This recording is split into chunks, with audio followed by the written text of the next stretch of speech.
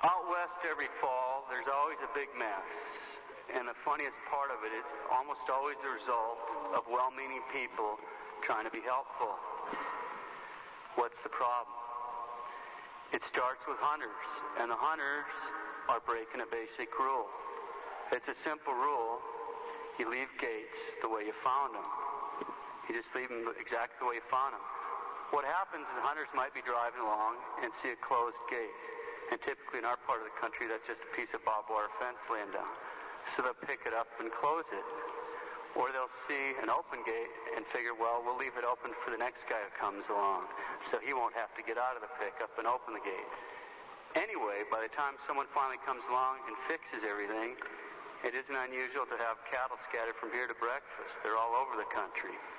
There's good, commonsensical reasons for leaving gates the way you found them, and especially if you don't know why the gate's like that, you're the last person that ought to mess with it.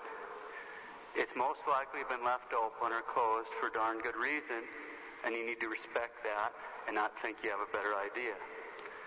So unless a guy knows that for sure that the gate was left in the wrong position by someone ahead, he's always supposed to leave the gates the way he found them. Now, my recent trip home got me really thinking about this rule. When I walked into a Catholic church in central Montana where I was supposed to baptize this little baby, and I had to look around, all I could think of was, dadgummit, why can't they just leave gates the way they find them? Now, what am I talking about? Were there gates in the church? No, there weren't any gates at all. I said that because of the architecture and arrangement of the church. What does that have to do with leaving gates the way you found them? It has everything to do with it. This principle applies more to just gates in the country. If you don't know why something is like it is, you shouldn't mess with it. It's just common sense. For example, imagine a teenager ignoring this rule with his dad's car. He decides he wants to take a real close look at the engine, so he pops open the hood.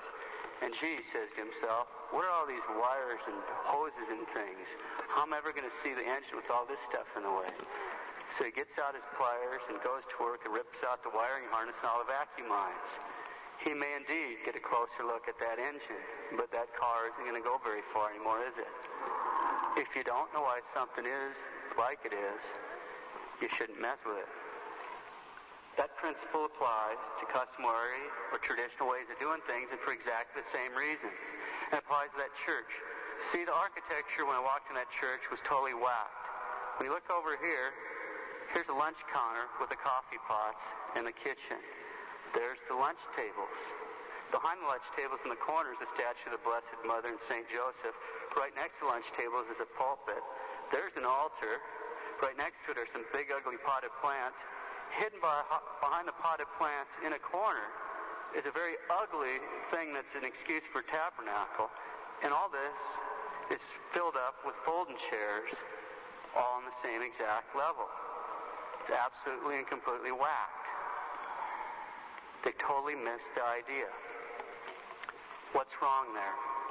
They have a complete misunderstanding of two basic concepts: what it means to be holy and what it means to be profane. Those concepts need to be expressed in the layout of a church. First concept, holiness or sanctity. Holiness means the state of purity. It means freedom from sin. It means sanctity. The basic idea is that holiness pertains to things which are set apart for and dedicated to the worship of God. They're holy persons, places, things, and times. Persons, like nuns. Places, like Catholic churches. Things, like chalices. And times, like Sundays and holy days of obligation. And there are degrees of holiness. Obviously, the tabernacle has a lot higher degree of holiness than the Stations of the Cross, even though they're both holy and dedicated to God's worship.